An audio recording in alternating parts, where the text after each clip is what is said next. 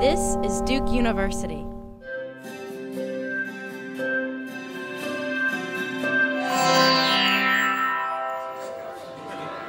Welcome, everyone. I think I know all of you, which is wonderful, except maybe I don't think we've met, but other than that, it's really great to see people here, and I'm hoping some more people will come in, including our two second panelist speakers. But I'm Jennifer Weisenfeld. I'm Dean of the Humanities and faculty in Art History and Visual Studies. And we just wanted to organize this to provide and make visible to you all of the resources that we have in terms of human beings, staff who are here to help with grant writing and thinking through your needs for grantsmanship going forward, and also to give you some actual colleagues who have had some very good success in this space and to show you some models of things that you might think of. But really this is a workshop. It's not just a presentation, and so we really want to address what is of most value to you going forward. One of the things that's really important, I think 2 points that are important to you for this group, because we're a humanities and an interpretive social science group here, is that traditionally we have focused on individual PI grants. That's kind of our bread and butter. And I think everybody here, if you're at Duke, you're good at this. You've already been doing it for a long time. But what we don't often get help with is either thinking about how to work interdisciplinarily in new areas, or how to scale up grants. Carol, is everything okay? It's good? Pardon me? Concerned. Is everything okay? Joseph just went to check on okay. what was happening out there. I saw a worried face. Hey, Jeff, come on in. Great. All right. Yeah, just that what we often don't get training in, particularly in graduate school, is how to either find collaborators, how to do larger scale projects, how to scale up a project, how to find funding for bigger projects, what the appropriate budget writing is for those kinds of things. So this is to think, not necessarily to give you information about what you already can do well, which is this individual PI grantsmanship, but to think about what are the avenues outside of that, either for institution building. I know some people have centers they would like to raise money for, or they have projects for which they have some collaborators but don't know which foundations would be appropriate, or other types of ways in which you can get sponsored funding for your project in any way and capacity to do that. And it can be interdisciplinary but not collaborative. It can be collaborative and not interdisciplinary. It can be interdisciplinary and collaborative, depending on what is most interesting to you and what's most effective. And I think you'll see all models here, from two-person collaborations to single person working with networks of people all over the world, and all of those different types of models. Let me introduce all of the participants who are staff, who will talk a little bit about what they do. They're not in order, but I will jump. Should I jump around, or should I go just down? However you want. Okay.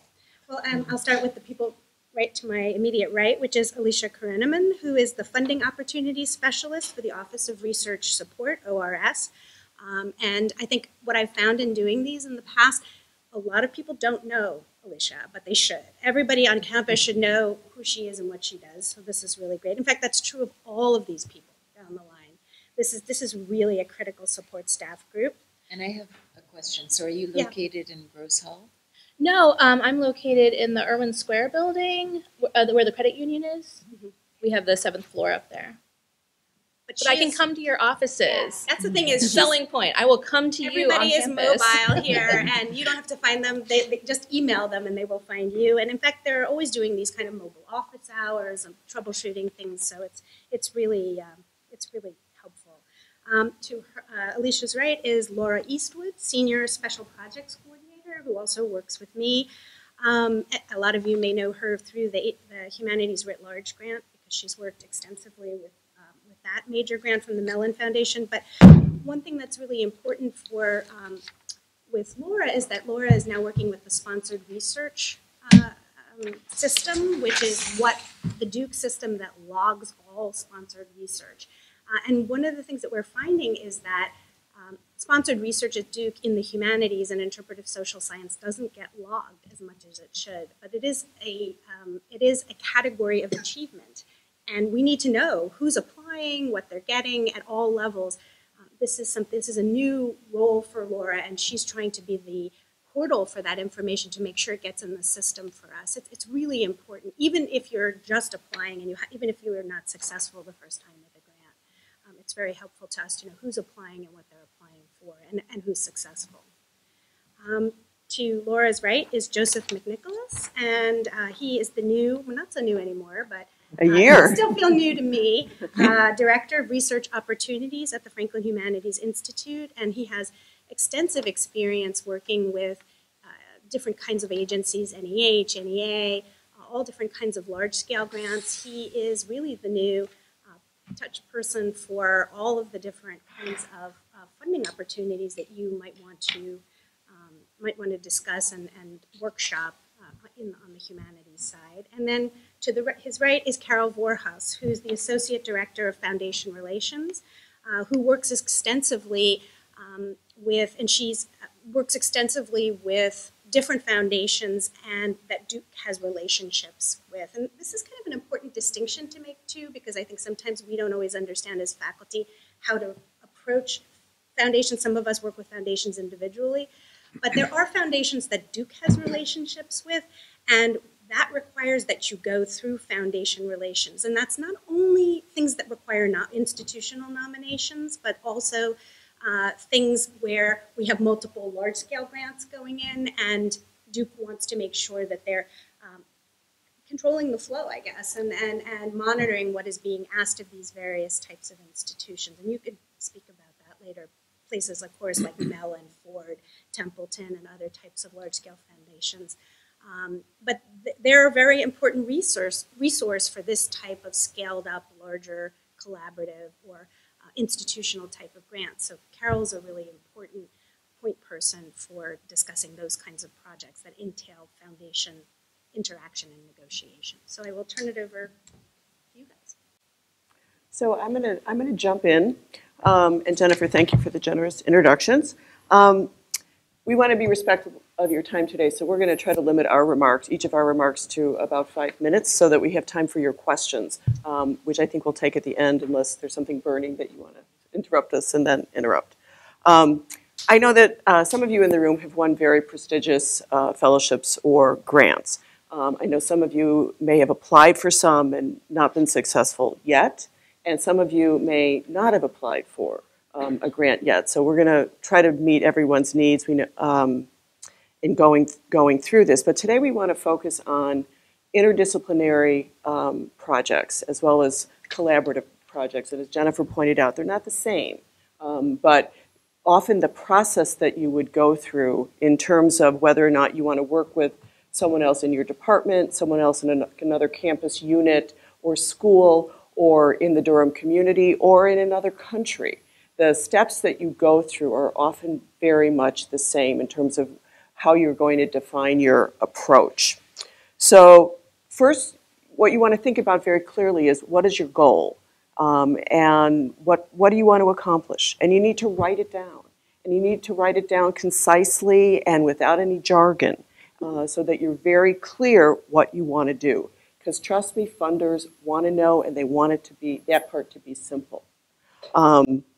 And then I think you have to think carefully about what activities are going to help you meet this goal. So for example, maybe you're an English professor or a history professor and you want to develop teaching models for a community college.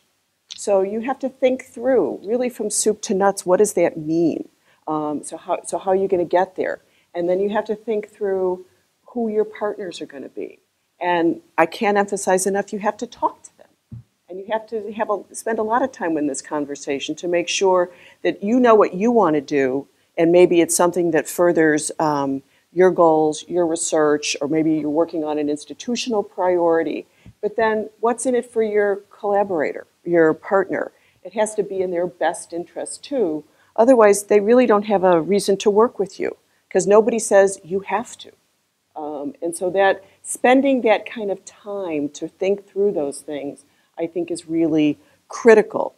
So, for example, you know, with my example of designing these modules, that you have to think through things like, what are you going to need from the library? If you need anything from the library, do they have the digital tools that you're going to need?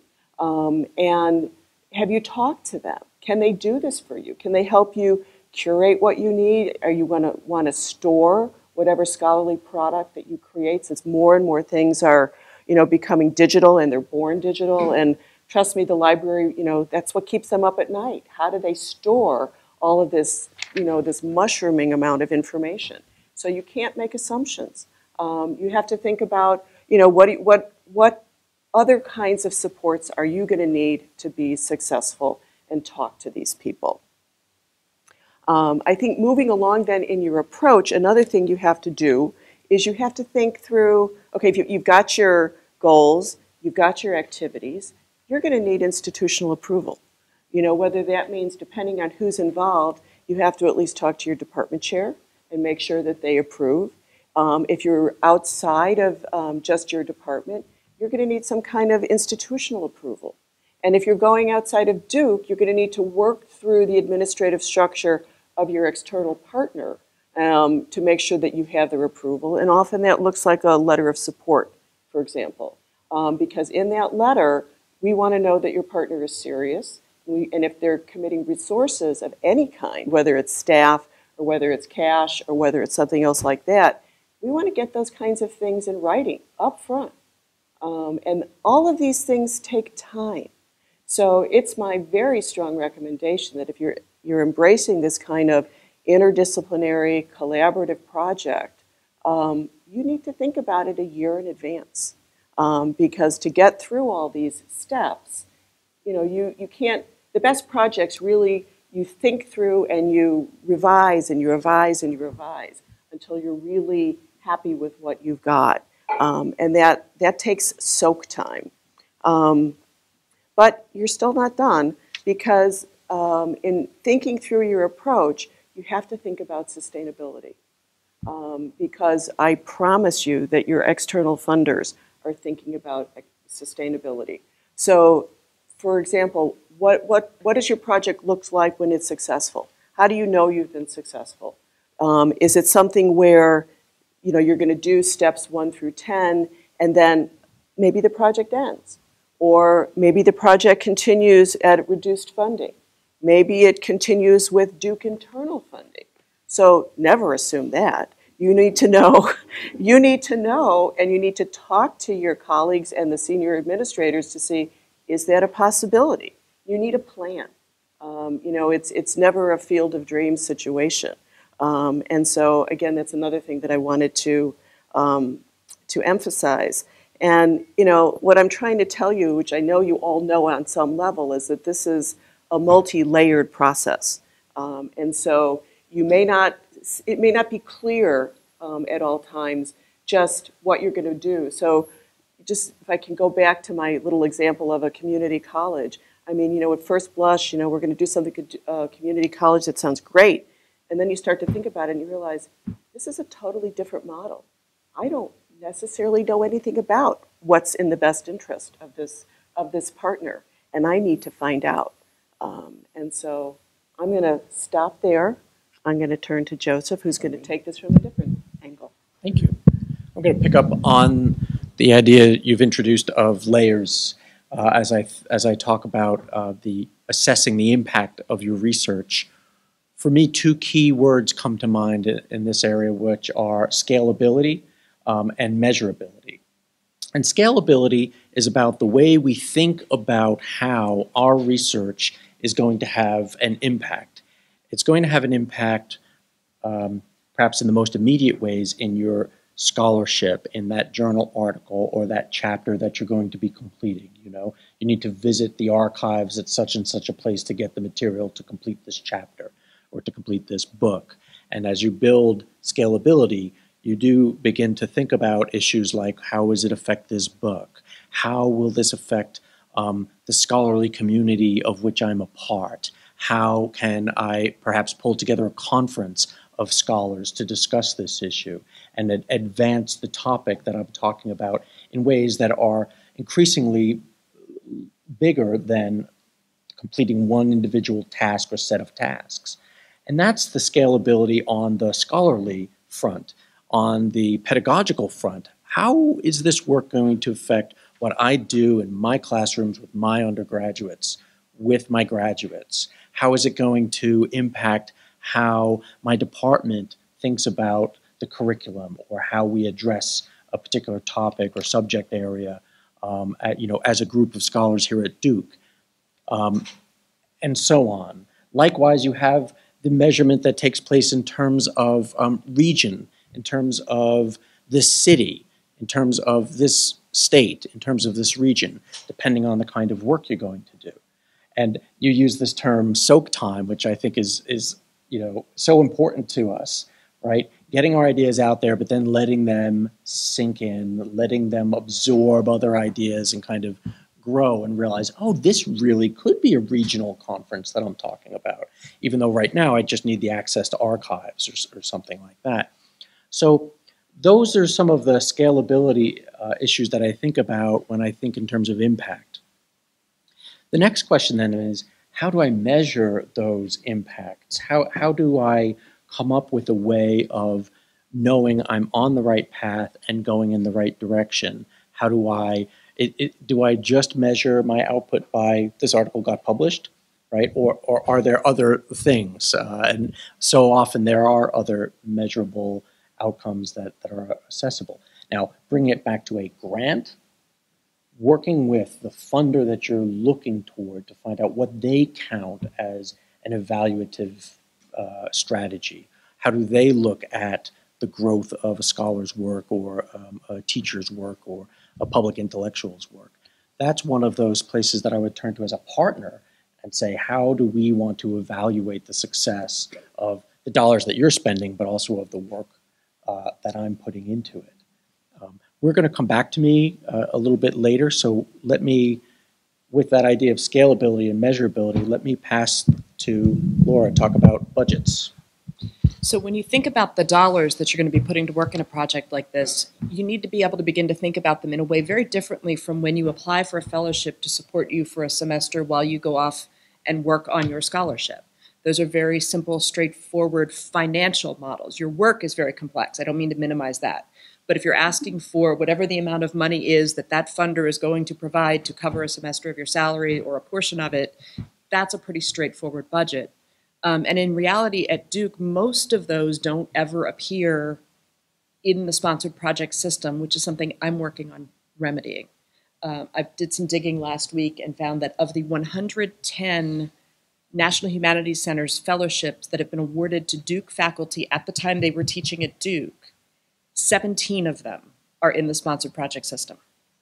And it's not even the most recent 17. It's been a bit scattershot who's worked through the system. And so all those other projects have not necessarily been visible to the administration in terms of the effort our faculty are putting in. And so we want to help with that. And if you think about larger projects, collaborative projects, the budgets are much more complex. And so I can help you think through, what do you want to do that requires money? And what do you need the money to do for you? And talk through with you the timing of when you would use the money and some of the challenges that we might need to think about ahead of time so that you don't get the money and realize you didn't ask for it exactly the way you need it, and then you have to ask for it to be changed. And getting it into the sponsored project system, which is designed for a very different kind of work than what the people in this room do. And I'm now familiar enough with it to be able to go, these are the things we need to answer, and all the rest of it we can ignore. And so you don't have to be put off by the fact that it's really not built for you. We can work with that. Art history, and visual studies is the only department in the humanities and interpretive social sciences that has a designated business manager, a grant manager.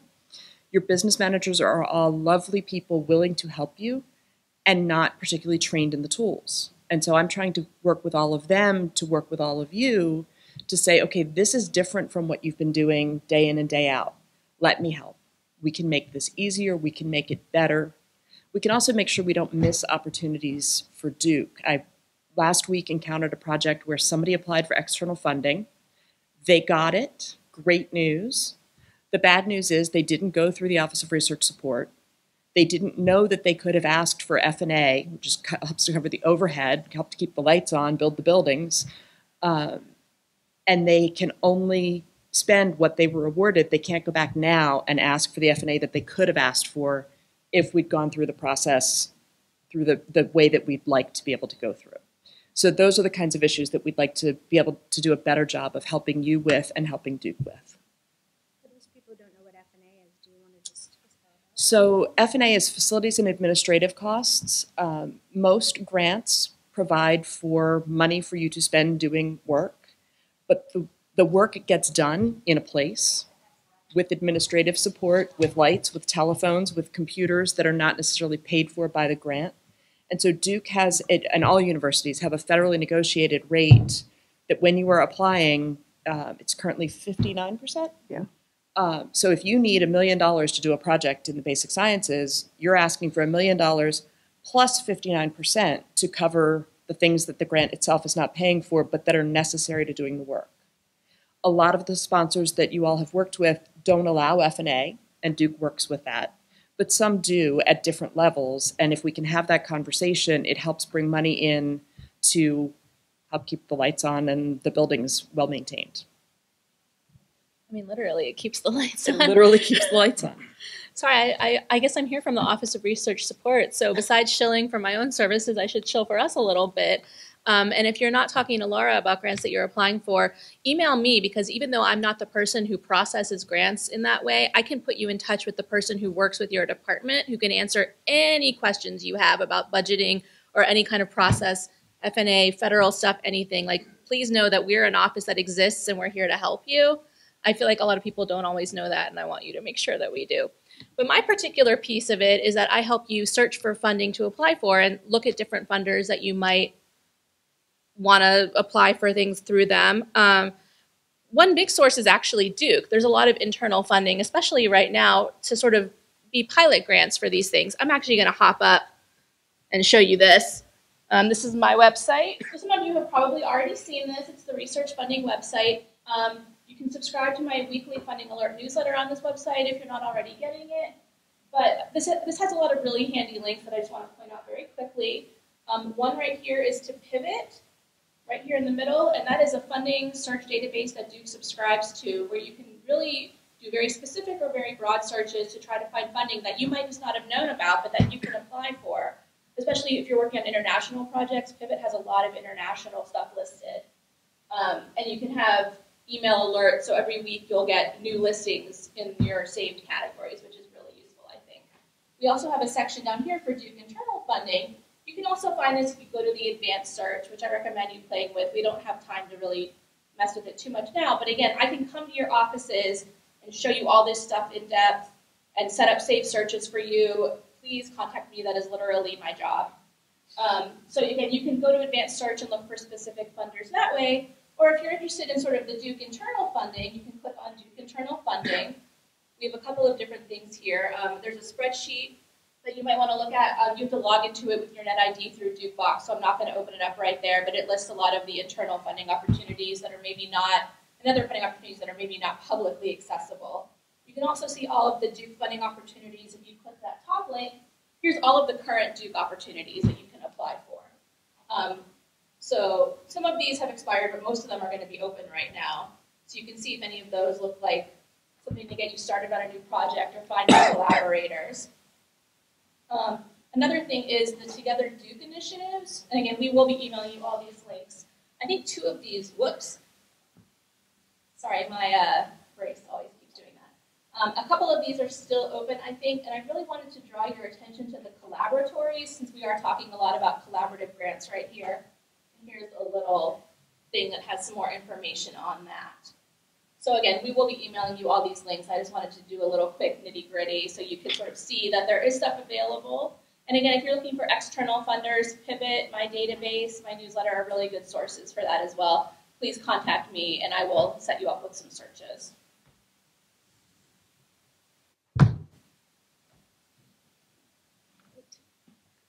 Joseph, you wanted to? Sure. Once you have identified a funding agency, thank you.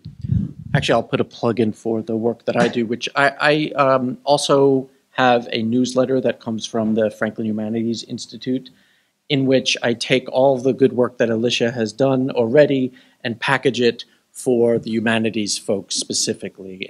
And all of my links direct you back to her site so you can find out more.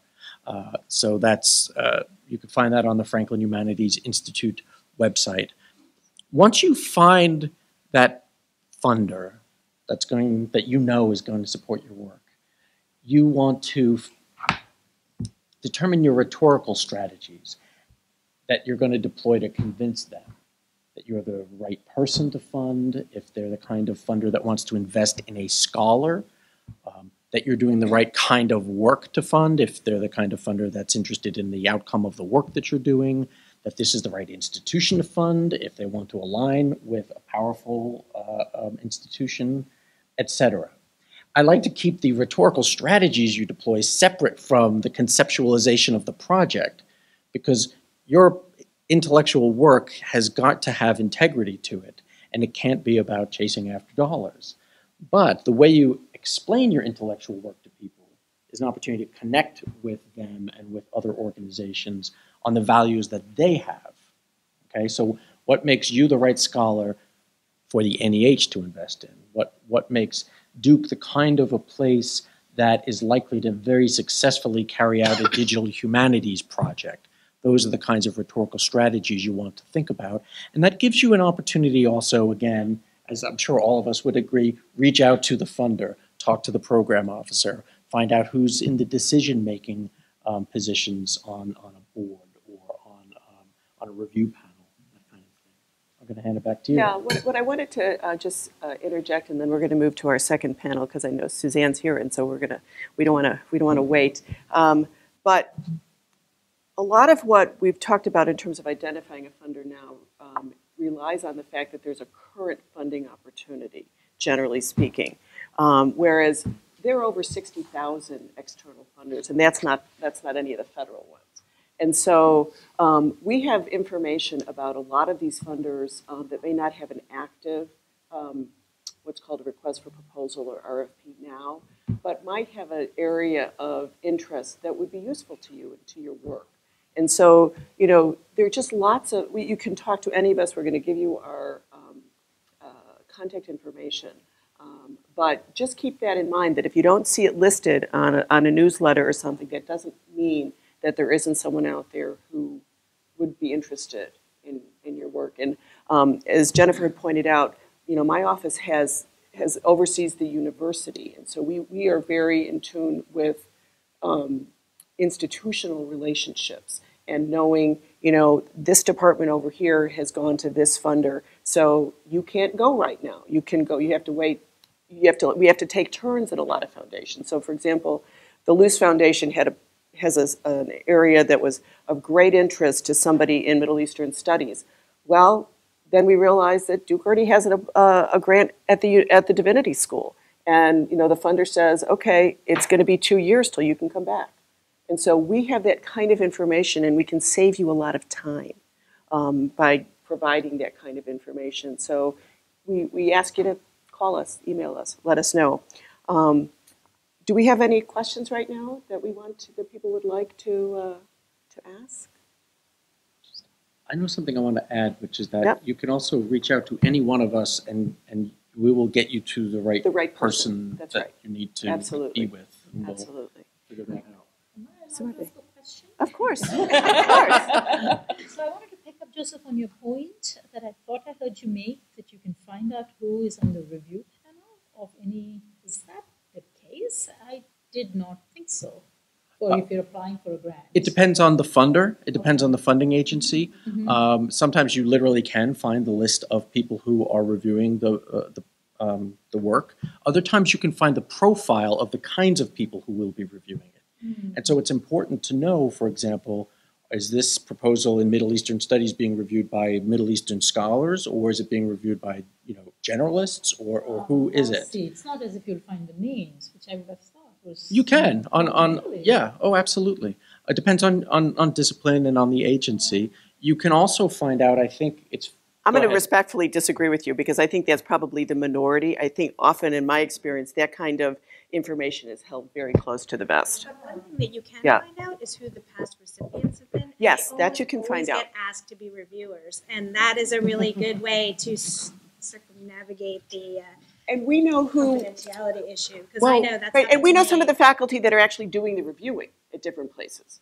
So, That's also correct. yeah. Yes, in fact, yes, we know faculty at some of the Yeah. main funding areas where that's right. they're on the review panel. You can find out whether a foundation is actually how their funding review works, whether you get the names of people or not. You can find out if the board is doing the review or who exactly is ultimately making the decision, if it's the program officer. That's et cetera, correct. et cetera. Or So- whether it's because oftentimes it is a review panel that makes the decision, and it's not necessarily the staff at the foundation. Right. And as I said, there's 60,000 Yeah. funders, and so you really have to check there. You've seen one funder, you've seen one funder.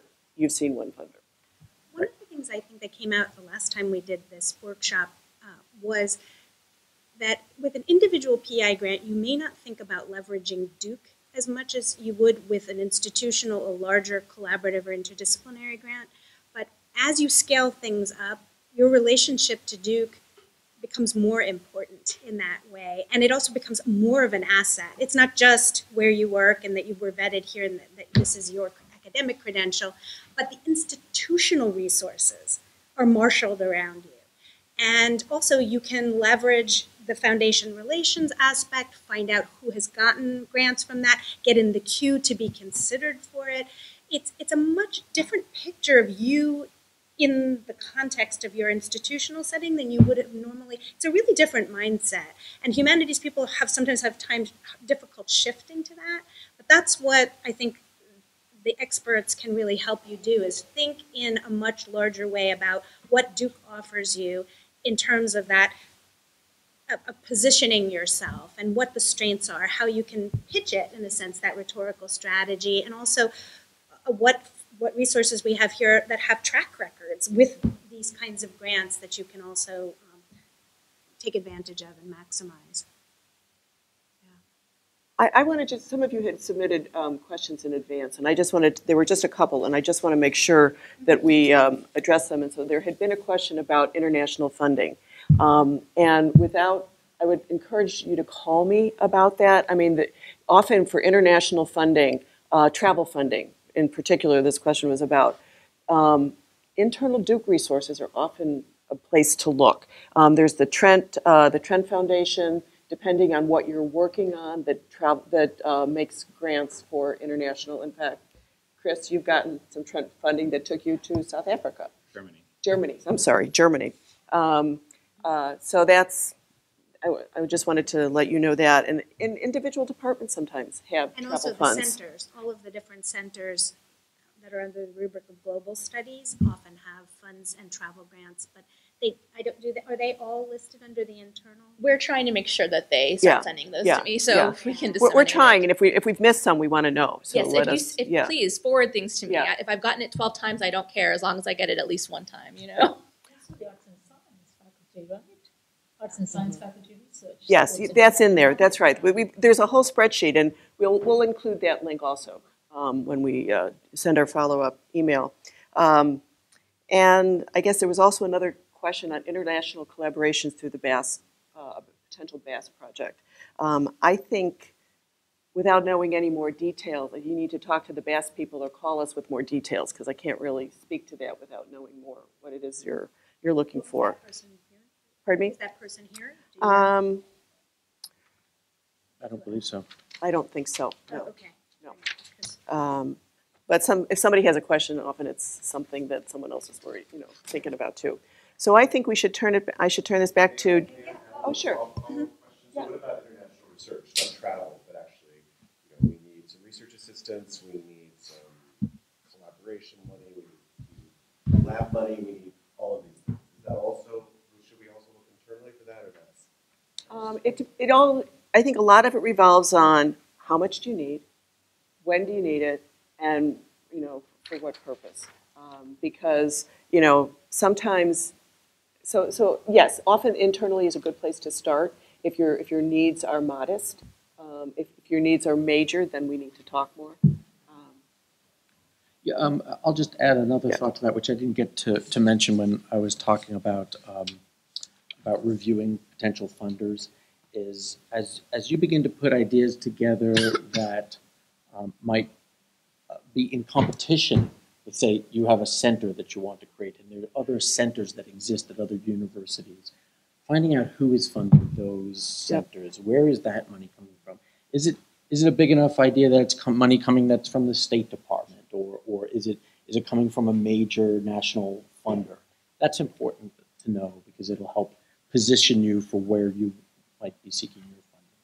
Do trauma-based interviews in Haiti, and I learned from it that it is really important to think about your own humanistic scholarly outlook and what is really a good match between what you optimally can contribute and what you want to see as an outcome of a study. Because I think I was overly impressed by the reality of this cataclysmic disaster, the need of literally millions of people for support around mental health. And I wasn't thinking as much about my own trauma-related expertise on understanding linguistic, historical, socioeconomic understandings of trauma and of the ways that healthcare or other systems might best address trauma. And so sticking with that idea of being true to your own aptitudes, I think is very important.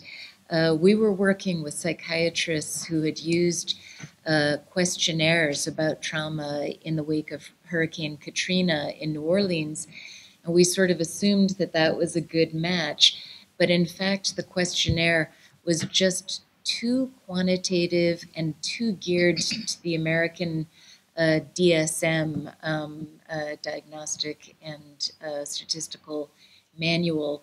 And we found a much more cultural kind of imprint of the trauma that people were experiencing.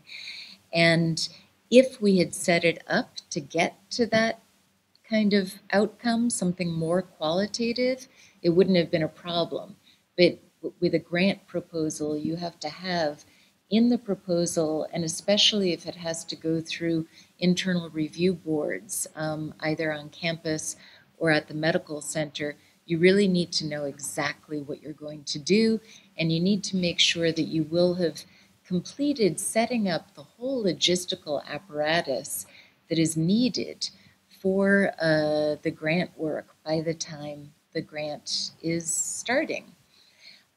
So I do think that the question that you all raised of whether it might be good to network with scholars elsewhere, you know, in Durham, in the region, nationally, is a great idea for bringing to interdisciplinary and collaborative research more sort of wisdom based on early difficulties, which I think are typical of humanistic involvement in interdisciplinary collaborative research that really is outside of the humanity, has a footprint outside of the humanities as well. So I don't think I want to use the word leap. I think I took little steps, you know, towards collaboration. It's not as if I just jumped into this. Yeah, and I want to say that the most important imperative for me, and I'm really picking up on what Deborah said, is that the topic has to be something that demands collaboration. Otherwise, I would not at all advise you to do this. Just because there are collaborative dollars out there, I would not at all advise you to do this. It's really if the topic or the subject that you're getting interested in needs it, that I would advise that that's what should be driving the imperative. And in my case, for those of you who don't know this, I'm a historian of India, British and post-colonial India. And a lot of my training had been on looking at India in relationship to Europe. But some of the new work that I was doing was pushing me more to look at interactions of India within Asia. And that's what really began my my interest in doing collaborative work with people who work on other parts of Asia. And that's also because I did not have the expertise. But also, I thought that was a very genuinely important thing to do, to build networks within Asia, but also among Asianists in other parts of the world. And I don't think of it necessarily as scaling up. I really think about it as scaling out, because it's really, it enables you to form a larger circle of folks you're in dialogue with and with whom you're working and learning from. And I want to also second and emphasize what Deborah said, that you really need to enter any kind of collaboration from a position of strength. Otherwise, you can be so distracted and you're off on something else, or you're pushed into another direction, especially if you're, part of a larger team and, and so on. So it's so important that, really, and as everybody else has said, that it's something that should really advance your project. I've been doing a lot of collaborative work for a very long time. So honestly, I would say my response to collaborative research is mixed, I would say. I have been both energized, but totally enervated as well. And, gotten great ideas, but I've also been totally distracted and sent off in the wrong direction. So it's important, because we're hearing this so much. It is not an entirely, wonderful golden thing to chase. I would say that. And not least, and it's a very important thing that I think has not come up. I really think at the heart of all of this, trust is so important. Trust is a structure of sentiment. You need to be able to trust the collaborators you're working with, and they need to have trust in you that you're going to be, an important part of the project, right? So trust building, along with all of the other things folks mentioned, is so important, and it takes a lot of time. Which means that actually, I would say that you should not generally enter into a collaboration with anybody that you don't know. Just get the name off the internet or say, oh, they're working on this thing, so I'm also going to reach out. It doesn't work, I think, at all. I think you really need to know somebody before you even enter into this collaboration, right, with that person or that team of people. And it takes a lot of time.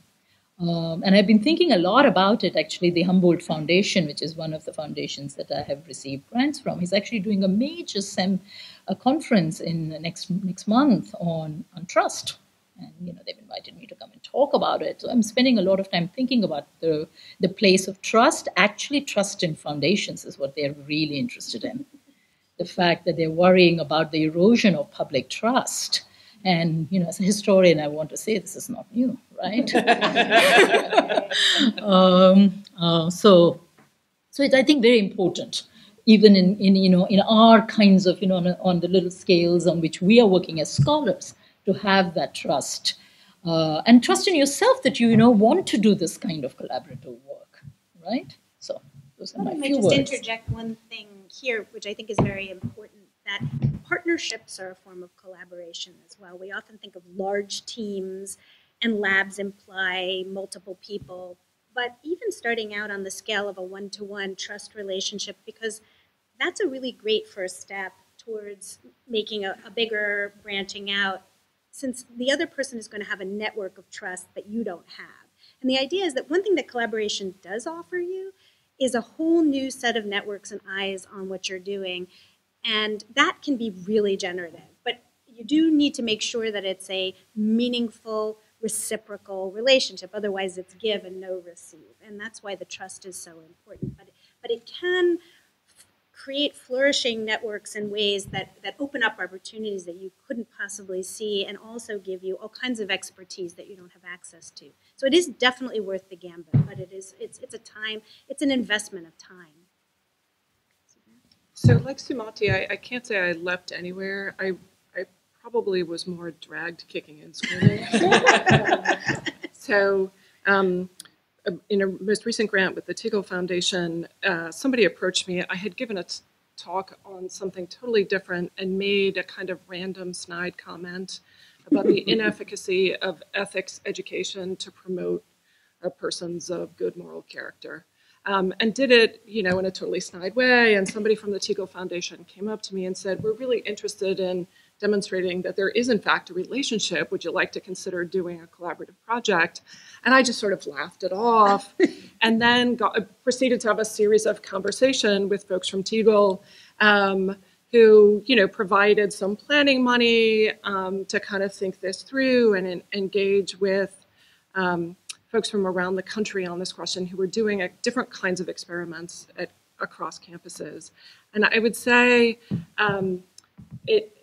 in many ways, it was a fabulous partnership. In many ways, it was a catastrophic partnership. So the universities that we started the collaboration with were Stanford, Davidson, Notre Dame, UNC, and Dartmouth. And we began the grant, and all seemed well. And then Davidson sort of institutionally withdrew. Davidson has an honor code, and we got a note saying they didn't want to know if it actually worked. Right, because it may be institutionally damaging if they found out it didn't, which seems fair enough, right? The whole culture is built on that. We then, about 6 months later, got a note from Stanford saying our collaborator had been fired for unclear reasons. These are all folks doing work in ethics, which made this all a little more suspicious. And so we proceeded then with a smaller subset once we got the full-on grant. And about a year in, I don't know if people realized UNC had a series of ethical troubles of late. The centerpiece of their ethical challenges was our co-PI on the UNC campus, which interestingly, the Teagle Foundation wrote to us and said, that person has been removed from your grant, kind of, right, without conversation, which was interesting. But they wanted us then to totally retool the entire objective to have all the universities help UNC be more ethical. And so, which seemed like a crazy endeavor. And so we spent quite a bit of time kind of taking a pause on the grant and trying to articulate why that was probably an imprudent strategy for anyone, let alone us, to engage with. But so what's interesting when you talk about kind of partners and trust and things, what's interesting is I knew all these people we were partnering with, right? And I think trust is really important. The other one is liking the people, right? So when Davidson pulled out, sort of, right, the faculty member who we were collaborating with was great about it, really supportive, helpful, and helping us figure out the transition. And so the people were great. I think that the challenge for us was that the kind of research we were doing had institutional implications, and the universities got kind of squirrely, as did Teagle, as we started coming out with findings. And I think having a really great relationship with people, being able to have fun with them, knowing them as scholars and colleagues, and having a great sense of trust was hugely important. And so in many ways, I think of this as like a grant that everything that could go wrong really did go wrong. And yet, right, Teagle's like, let's do it again. So go figure. Well, that's a good point. Not only is the partnerships and the issue of reciprocity, but you are tethered to these other people as well, and these other institutions and their implications for that to think through. I want to open it up for questions, and then I'll come back if there aren't enough to fill the time. I have a couple more, but I think it's really important just to take a pulse and see what people are most interested in hearing about experiences, or even back to the staff group. Are there things I know, Jeff, for instance, you work in the arts, and I was just sitting here wondering whether I was in the right place. I guess I'm very curious and have tools now. I have had tools to explore how the performing arts can access funding. I've got a sabbatical coming up, and I would love to really find out more about the performing arts specifically. especially with Duke's renewed enthusiasm about the arts on campus. I feel like that this is a really rare opportunity for me to be able to spend time and bring something back to my department and to the university that could be of benefit. It seems to me that the theater studies would be a perfect example of collaborative work. In Absolutely, but how it fits into the matrix of something that's not more scholarly, but is scholarly in a different way, is a question that I've never necessarily been able to crack. Yeah, well, if I could say something there, I think that more and more humanities faculty or faculty from the medical center, from, all kinds of different areas are thinking that working with theater troupes on something that will eventually be they want it to have a public impact. How do you do that? How do you work with other communities? And so if you can link a project to some kind of a performative and traveling dimension, performance is a far less hermetic discourse. It's one of those examples of interdisciplinary collaboration, either theater or dance, that has a rich and evolving set of best practices that have really been very successful for a long time. And so I think that a lot of people from elsewhere are looking to the performing arts for a way to reach beyond print culture, to reach beyond the space of reading papers, quantitative data that may not mean much to communities, and to actually engage. And we're making some of those connections, I think, in curriculum, which I think is incredibly exciting and important for us as instructors, but also for our students as well.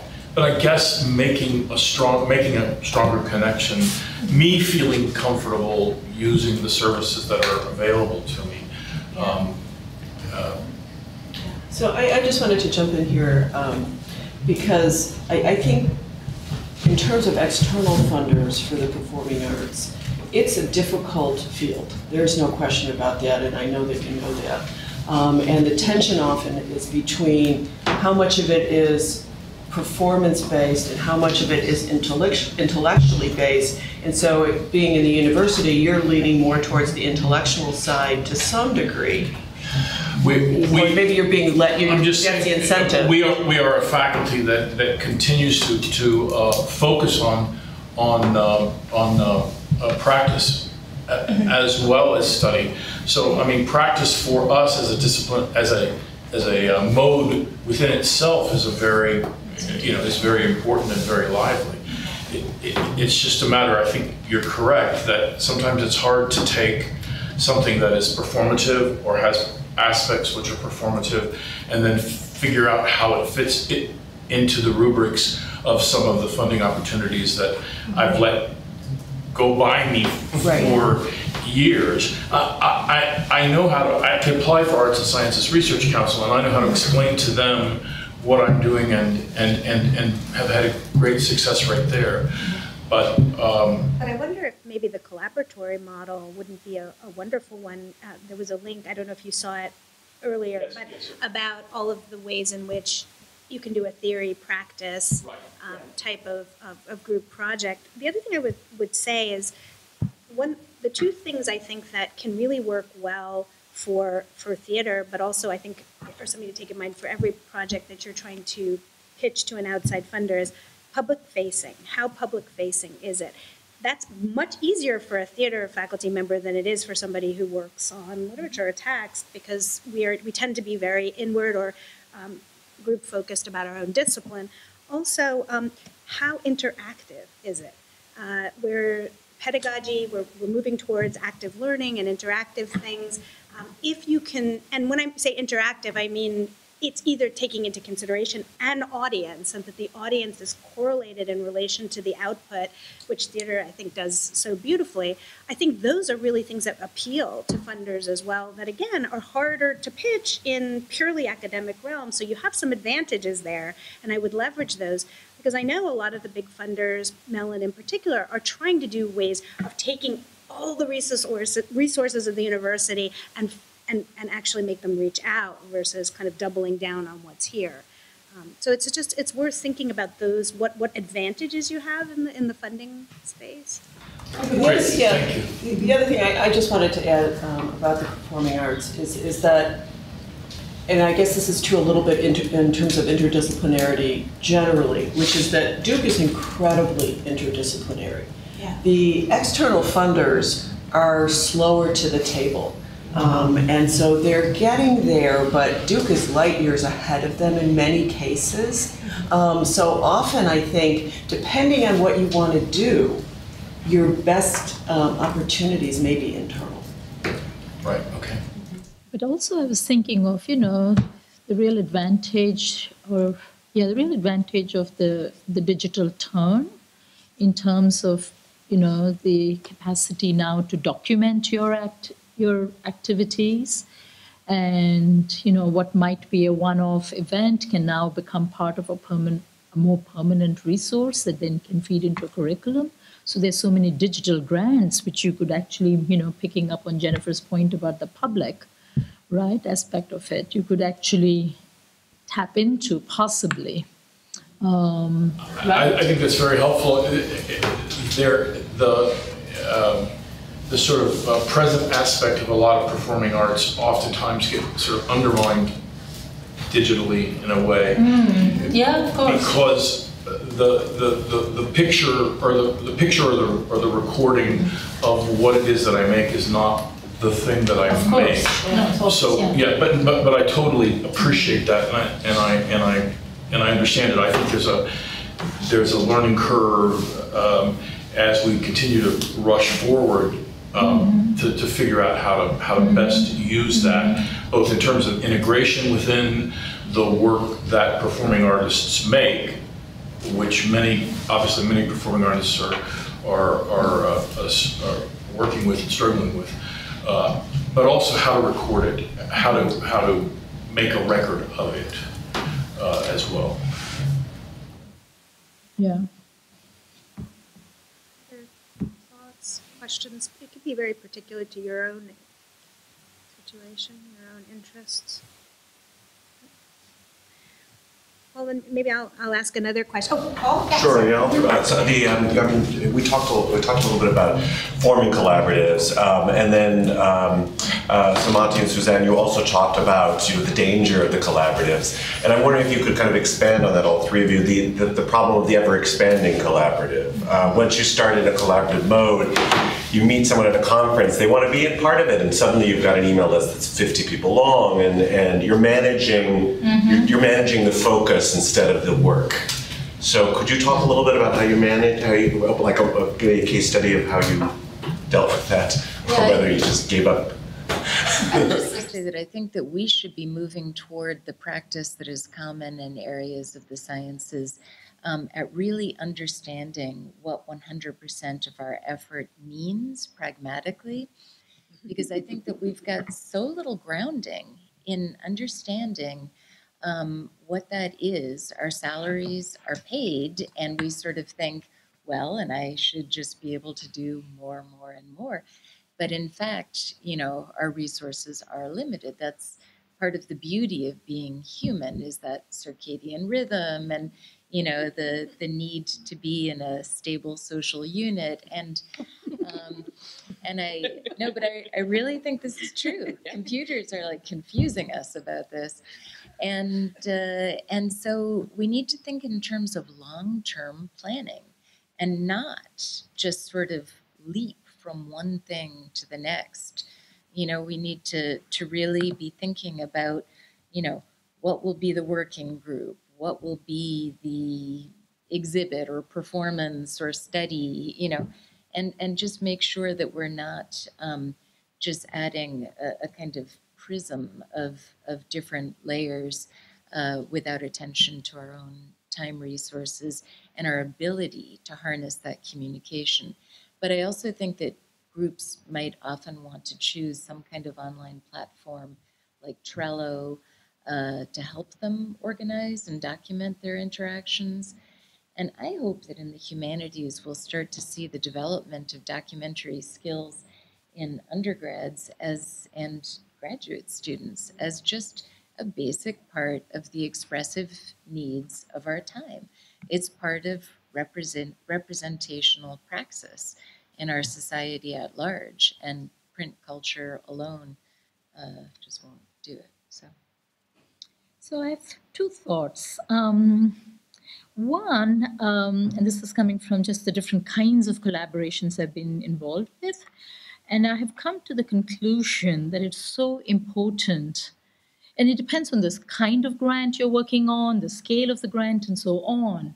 But I've come to the conclusion that the person who takes fiduciary, there's a question of fiduciary responsibility as well, so that money that you get, often it's public monies, right, that we're getting, that they're used responsibly, right? And I feel like sometimes in collaborations, that's, it's especially among humanists, because we are so much more interested in just the quality of the work, and we're not watching the, the bottom line or the ways in which you're drawing down responsibly if it's a multi-year grant, right? So I think especially in multi-team collaborative efforts, if I am the PI, I do not give up that fiduciary responsibility, because I am actually responsible to the funder, ultimately, regardless of who others are part of my collaborative network, right? So I wanted to add that to the table, but I'm also thinking that collaboration itself has become so much more possible in the age of the internet, because you don't even have to meet in person, and you're doing things online. And Deborah's mentioning of Trello, which I hadn't heard about, and I should check it out, right? Both helps, and Skype and Google Hangout, all of these help, but also it helps you keep a trail of all your interactions, because often things that have moving so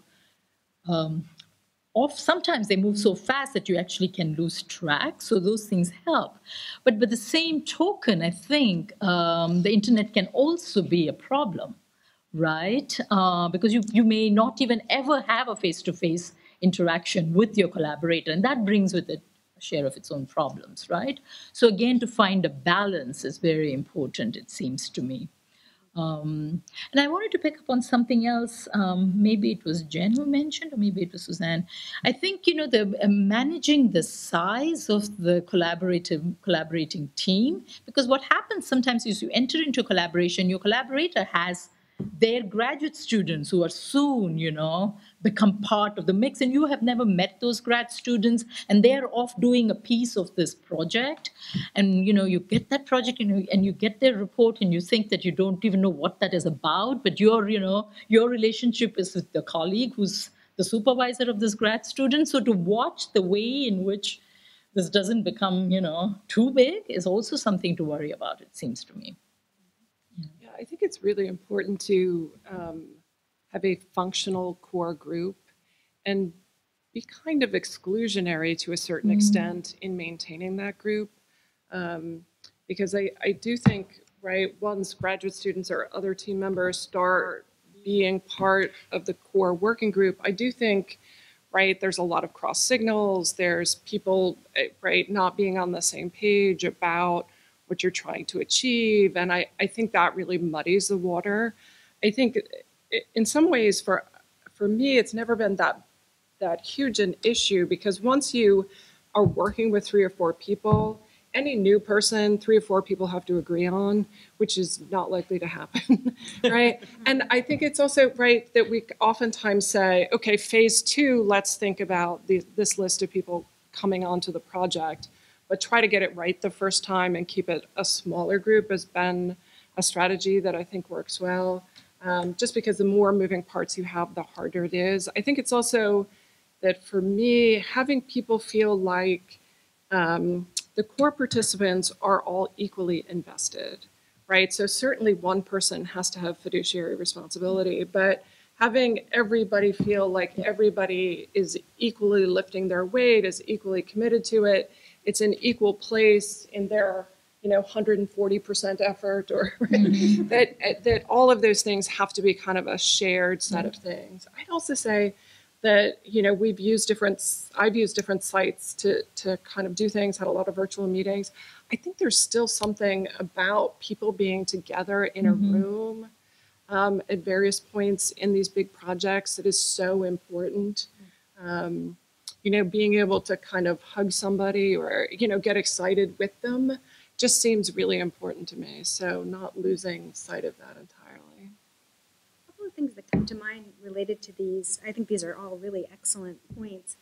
And this is something Laura and I have talked about a lot, which is thinking about when you're budgeting for what you want to do. A lot of times humanists underspend. They really don't know what they need to do something, and they have trouble spending the amount of money. So really think hard about what you actually need to do what you're doing, because once you have a fiduciary responsibility to a grant, that can send you off trying to churn up things to spend the money. Maybe you don't need $50,000 to do what 5 would do, and then an internal grant would be great. So that idea of scalability can be scaling up or scaling back, depending on what you really think you need to do what it is. I mean, we always tend to think more is better, but sometimes less is better because it keeps you focused on what it is you really want to do. In terms of team-based things, I think and especially when you extend out to graduate students, periodically clarifying roles is really important. I think sometimes we assume we know what our roles are in any group project, but especially when people are bringing other people on board, figuring out and delimiting what that person is going to do rather than kind of endlessly letting them run with it. Like, you go take that and go think about that. And that kind of helps a little bit. And it also at least, and writing that down and then checking in on it again. It's a little bit the way you check your time frame. I think also checking your collaborative metric is very valuable. But two things I would want to emphasize that are important. We always go by the end results, but process is really valuable. I don't know anybody here who probably has not written a grant proposal, funded or not, that didn't think that it was a really valuable exercise in helping you think through what it was you were trying to do, and creating a nugget of something that you could take forward in one or two or many other ways, whether it's to tell your chair exactly what you've been doing all year and what you've been thinking. It's a great coalescence of your ideas. So I wouldn't discount the process of thinking through all of these things, however they come to fruition or partial fruition. It's really, really valuable to do that. And my former colleague, the Dean of the Social Sciences, Linda Burton, always used to say, and I think it's true, make everything you're doing count for at least two things. So while you're writing your grant and you're trying to think about something collaborative, maybe you also want to spin it for something else and to send it out for people to think about or to take it in one different direction. There are ways in which these nuggets are really, really valuable and can serve you in different stages down the road, however they end up. That process is really important. It's thinking. Grant making is thinking in that really critical way. And sometimes you see the way you're stretching yourself, trying to think about how to do something in a different way. And what's your expertise? What am I bringing to the table? You don't know what that is until you try to articulate it. Carol? I have a question for the panel. Do you find it easier or more difficult to work within Duke or without Duke in terms of when you pick your partners? Is there an easier way to do it or more satisfying way? I have the best partner already sitting at my table at Duke. But I worked collaboratively with folks here, but my collaborators are all over the world. I don't know whether it's easier. It just depends on the nature of the project, right? And the subject. For certain things, Duke is so thin, you will not find a collaborator here. For Indians, for the kind of work I do on India, I will not find people here. For just that, right? But for other things, so it really depends on the project itself, I think. To go back to my opening point, it's the project that should be driving everything. Yeah. I don't know whether others have. Yeah, I mean, I have had really good experiences even with Skype working groups where a group of people, again, had a delimited goal, like writing an article collaboratively for which we truly do bring different strengths, but everyone can see that this article pushes forward our different areas of work. And I certainly have worked in projects that had like a global educational dimension and a collaborative intellectual dimension here at Duke with interdisciplinary colleagues, and where I think I don't see that international collaboration is inherently more difficult, really, than other forms, just as long as it's kept within the constraints that you live with in terms of your time and your responsibilities. Yeah, I would say the same thing. I think it's really project-driven and what makes most sense.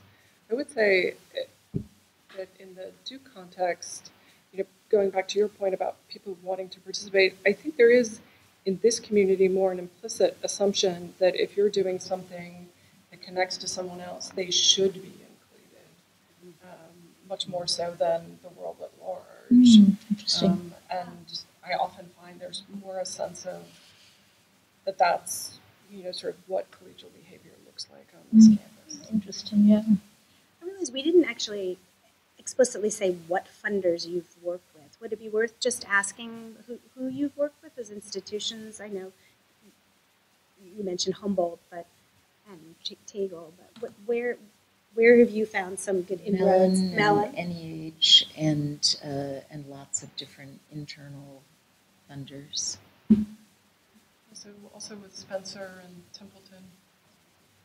I've applied to Templeton. And actually, I worked for the Ford Foundation, where I was actually on the other side of the table, so to speak. Yeah. To Sumithi's point about fiduciary responsibility, Duke is currently building new tools to make that easier on faculty and on staff. So there's a new tool that rolled out a few months ago very quietly called My Research Home, where faculty can see more immediately the fund codes on which they are responsible.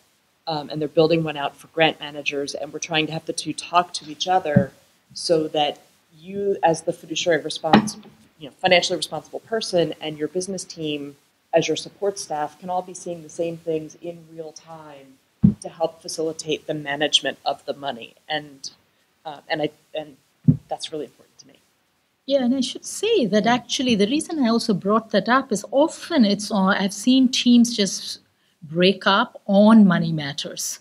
Not so much even on intellectual, you may be off on different intellectual tracks, but it's on the spending of the money and the lack of transparency on the spending of the money, right? So even if there is a team leader who has fiduciary responsibility for the whole grant, I would also absolutely say that person should be transparent because it's a team effort, right? So the two go together. So the other key thing for building trust is also transparency within the group, right? And how decisions are made, especially financial decisions, right? In my experiences, often these kind of teams break up because of the way monies are being either spent or the feeling that somebody feels the money is not being spent in that way and so on. So I think it's the other side of the responsibility question, the question of transparency. Yeah. I think it's also challenging being fiduciary, being the person responsible, but having subcontracts. Yeah. Which I think is really challenging then to have a good sense of how people are spending their money and is it consistent with the mission of the grant. Right. And I think those are where I've often encountered challenges. And if it's international, then different different legal codes, logics, tax laws, it gets really messy then. Yeah. And that's where we come back to the central offices, the Office of Research Support and the Office of Sponsored Programs, and the work that they're doing on sub-award monitoring and how do we make sure we follow the regulations. And so staying in touch with the central offices. Yeah, there's a lot of support. That sometimes you don't know is there because you haven't needed it before, but it's there. Mm-hmm. I did also want to mention Title VI federal funding, and that in the humanities, some humanists work very closely with the area studies and international centers, but others think of it as really being more social sciences. I think, however, that the historical roots of a number of these area studies centers was in contiguity to humanities departments and centers of excellence. Language and that, learning. Right, and that very often we overlook how profoundly useful our work may be to area studies centers. So when I directed the Center for Latin American and Caribbean Studies, even though I'm not a Latin Americanist, the Haitian studies piece was profoundly useful to the center in showing a more American, an engagement with diversity in the U.S. that was, not just one kind of community diversity, but several different kinds, and with language. And so at any rate, we should all remember that there are government sources of funding where other people and units around campus may really need the kind of work that we do. So to just think about the university as something that we should have an intellectual map of. If I could just add a word about government sources of funding, because that's often something that humanists are concerned about, what's happening with the NEH funding or NEA funding and that kind of thing. Of course, we now occupy a world where no one knows what's going to happen next, but I want you to know that the House appropriations, that the House has approved an appropriation that will fund the NEH and the NEA and Title VI. So we're waiting for the Senate and the various next steps of the budget approval process that are going to happen. But the loud sounds that Trump was defunding everything, has been ignored by the Congress and be going ahead with. For 2018. For 2018, yes. We couldn't time the limit. How can people find out what Title VI grants we have? Because we have some in consortia. For instance, Middle Eastern Studies is in a consortium. I think it may be the only center now, right? I don't think does Latin America still has Title VI? Okay, okay. No, Asian Studies doesn't have. No, Asian Studies doesn't have. USC South has Asia no one. longer has. Yeah. Yeah. Is there would the global ed area who has the list of what Title VI? Giovanni's office. Giovanni. So okay. Yeah. All right. It should be listed on their website. It's on their web. Yeah, it should be on the website. Giovanni's website. Yeah. I think that's a good point about where the international intersects with this, because there are And some who's good Giovanni? funds through that. Giovanni Zanalda. Zanalda. Yeah. Who Is directs Director the of international studies. International and Global Studies. Duke University Global and International Center for Global Center and for International and Global Studies. DUSIGS. Yeah, it used to be DUSIGS, but they added the G for global. So. But when I was thinking of baby steps into collaboration and sort of entering, the ACLS collaborative, what is it? Collaborative? No, not. There's digital too, but there's also just, two-person collaborative grants. Those are really good ones. You can, as long as one of you is based in the US, you can also collaborate internationally.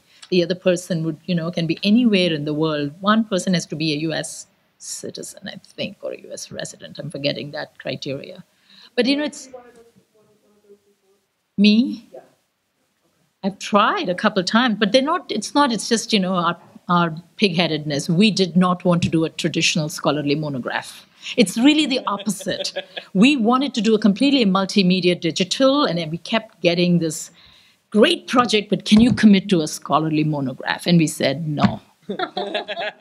We may cave in, but I'm trying to push the digital as also a legitimate form of scholarly communication. But for some reason, this program, but it's a great, opportunity, I think. I know from others who have worked on it, right? I don't know whether, Deborah, you've gotten one of these, Jen, have you applied or applied? Yeah, it's, and it's only two people, and it's a great way to learn whether you want to be, involved in a collaborative project, right? It's very you have to state your it's all very well, yeah. So it's a great way to, if you want to take the small step forward before you enter into the, the large realm of multi-team collaborations and so on. I realize we're out of time, but thank you.